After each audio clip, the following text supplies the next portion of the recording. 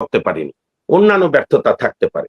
তো সেই হিসাবে এই আমি বলছি এই যে শুভেন্দুর মতো একটা দলবাজ লোক যে 2020 সাল পর্যন্ত মমতার রাইট হ্যান্ড ছিল, অ্যাকচুয়ালি মমতার ভাস্তা, ওই যে পরিবারতন্ত্র, আমাদের এখানে যেরকম বড় দলগুলোতে পরিবারতন্ত্রের কুফল দেখি, মমতাও সেটার সাফারার। আজকে বোধহয় মমতার লোকসভার অর্ধেক এমপি বিজেপি ভাগায় নিচ্ছে, ওটাও একটা নোংরা রাজনীতি চলছে। তো ওইখানে মমতার ভাস্তা হচ্ছে আপনার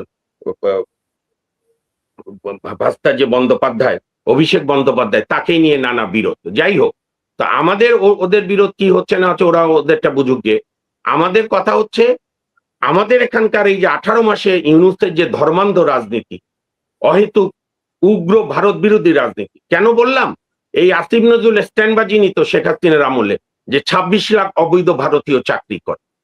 তারা যে 18 মাস ক্ষমতায় থাকলো, সেই 26 লাখের কোন সন্ধান করেছে? তারপরে আমি তো নিজেও একজন নাগরিক হিসেবে জানতে চাই শেখ হাসিনা ভারতের কাছে বাংলাদেশকে কিভাবে বিক্রি করেছে। 64টা চুক্তি করেছে, ইউনূস তো দেবেই না, একটা ধান্দাবাদ সরকার। বর্তমান গণতান্ত্রিক সরকার, তারা এই চুক্তিগুলো প্রকাশ করুক। সেগুলোর মধ্যে যেগুলো স্বার্থ বিরোধী চুক্তি হয়ে থাকে আমরা তার নিন্দা করব, সেগুলো বাতিলের জন্য বলবো। কিন্তু শুধুমাত্র ভোট এবং সাম্প্রদায়িক রাজনীতির জন্য হিন্দু মুসলিম ইস্যু করে আমরা আমাদের মুক্তিযুদ্ধের চেতনাকে ভুলণ্ঠিত করব। কারণ ধর্মভিত্তিক পাকিস্তানে আশ্রয় গিয়ে আমরা সেখানে তৃতীয় শ্রেণী নাগরিক হয়েছিলাম। পৃথিবীর কোনো দেশ নাই যেখানে মায়ের ভাষায় কথা বলার জন্য রক্ত দিতে হয়, সেইটা আমাদের দিতে হয়েছিল পাকিস্তানি জিন্নাদের শাসনের বিরুদ্ধে। কাজেই তার বলে আমরা পাকিস্তানের সঙ্গে স্থায়ী শত্রুতা না, পাকিস্তানের জনগণ আমাদের বন্ধু, ঠিক যেরকম ভারতের জনগণ আমাদের বন্ধু। হ্যাঁ, পাকিস্তানের সরকার যেদিন বাংলাদেশের কাছে মাপ চাইবে, 71-এ গণহত্যার জন্য করজোরে ক্ষমা চাইবে, সেদিন আমি বলবো পাকিস্তানের সঙ্গে আমাদের সম্পর্ক আরো স্বাভাবিক হবে। সেরকম ভারতের সঙ্গে আমাদের যেগুলো অমীমাংসিত সমস্যা আছে সেগুলো সমাধানের জন্য আন্তরিক চেষ্টা করবে। এই গভর্নমেন্টও তো ভারতকে কোর্ডিয়ালি রিসিভ করেছে। নরেন্দ্র মোদী তার সেকেন্ড ম্যান স্পিকারকে পাঠিয়েছে তারেক জিয়ার ওত অনুষ্ঠানে। বেগম জিয়ার দাফন কার্যে ভারতের পররাষ্ট্রমন্ত্রী এসেছে, আলাদা করে তদানীন্তন বিএনপির চেয়ারম্যান, এখনো চেয়ারম্যান কিন্তু তখন প্রধানমন্ত্রী হননি। আমরা দেখেছিলাম হ্যাঁ, না, ভালো তো হতে হবে। আপনি যদি বাংলাদেশের উন্নতি করতে চান, ভারত, পাকিস্তান, নেপাল, মায়ানমার কারোর সঙ্গে আমরা খারাপ সম্পর্ক বহন করতে পারবো না, আমরা এটা বিয়ার করতে পারবো না। মাঠ গরম করার জন্য বক্তৃতা দিতে পারি, তার মানে কি আমাদের স্বার্থ বিকিয়ে দিয়ে? নো, প্রশ্নই ওঠে না। আমাদের স্বার্থ বজায় রেখেই পরস্পরের প্রতি শ্রদ্ধার ভিত্তিতে। আমার আরো একটা টকশো আছে, দেখে আমি আপনার দ্বিতীয় সেটাও একবারে বলে নিই, বাবুল ভাই যদি আমাকে গ্রহণ করেন, আমি একবারে শেষ করি। সেটা হচ্ছে আপনি যে বলেছেন আওয়ামী লীগের কিসে, শুনেই তারপরে আপনার কাছে আসি। আচ্ছা আচ্ছা, তা আমার শেষ কথা হচ্ছে ভারতের সঙ্গে আমাদের সমস্যা থাকবে, সংকটের আন্তরিক চেষ্টা থাকতে হবে, প্রোঅ্যাক্টিভ সরকার হতে হবে। ভিতরে ভিতরে আপনি আলাপ করবেন আর বাইরে রাজনীতির জন্য ভারত বিরোধী হবেন, এই ভণ্ডামি এখন আর চলবে না। ওই যে বাউল ভাই যেরকম বলেছে ককরোচ পার্টি, ককরোচ জনতা পার্টি, বাংলাদেশেও তো আওয়ামী লীগ সরকার তরুণদেরকে অবহেলা করেছিল, তার রেজাল্ট পেয়েছে।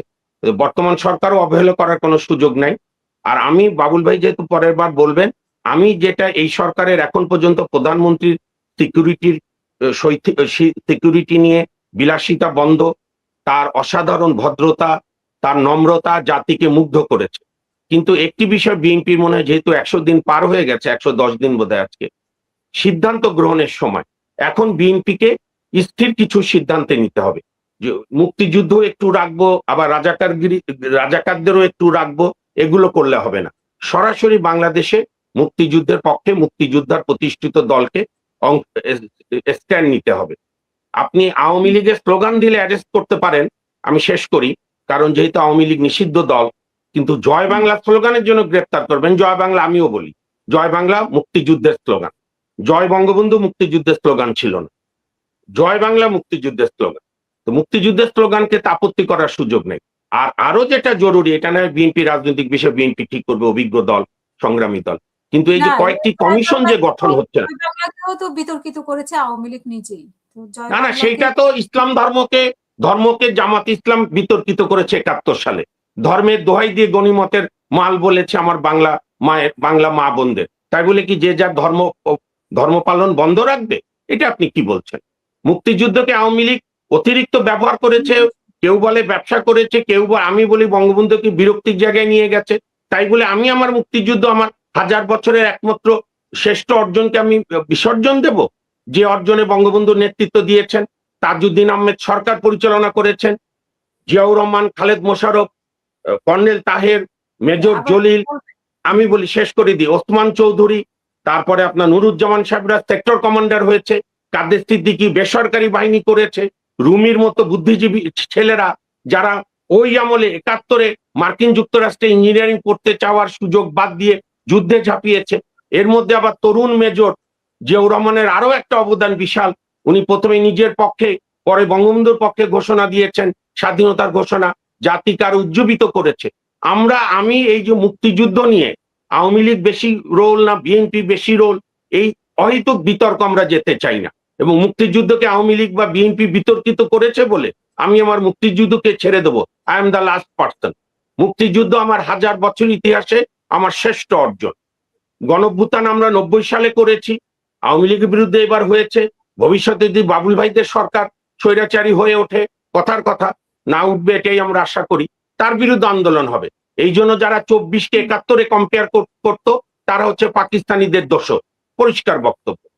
আমি বরং যে কথা বলে শেষ করি, বাবুল ভাইয়ের মাধ্যমে সরকারের কাছে একজন নাগরিক হিসাবে প্রত্যাশা যে অনেক ভালো ভালো কাজই তারা করছেন, জ্বালানি সংকট সাফল্যের সঙ্গে মোকাবেলা করেছেন।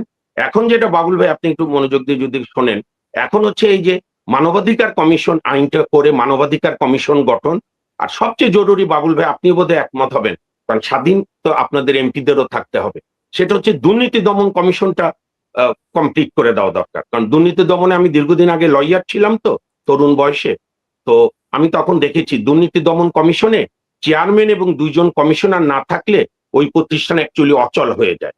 আর দুর্নীতি দমন কমিশন যদি স্বাধীনভাবে কাজ না করে, এই সরকারের জন্য সমস্যা হবে, এই দুর্নীতির দায় দায়িত্ব সরকারের কাছে আসবে। কাজে আমি মনে করি 3 মাস 10 দিন পার হয়েছে বা 20 দিন, বিএনপি এখন অভিজ্ঞ রাজনৈতিক দল, বহুবার তারা রাষ্ট্র ক্ষমতায় ছিল, তারা এখন সিদ্ধান্ত গ্রহণের দিকে যাবে, কিছু প্রিন্সিপাল সিদ্ধান্ত নেবে। যে আইনগুলো তারা বাতিল করেছে ন্যায্য কারণে, বিচারক নিয়োগ আইন, সচিবালয় আইন, তারপরে আপনার মানবাধিকার, দুর্নীতি দমন আইন, এই বাজেট অধিবেশনে যদি সম্ভব হয় কয়েকটা জরুরি অ্যাক্ট গুলো উত্থাপন করে এমপি সাহেবরা, বাবুল ভাইদের মতো প্রজ্ঞাবান এমপিরা পরীক্ষা নিরীক্ষা করে এই আইনগুলো দ্রুত পাশ করুক। বাংলাদেশের মানুষ এই সরকারের সাফল্য চায়।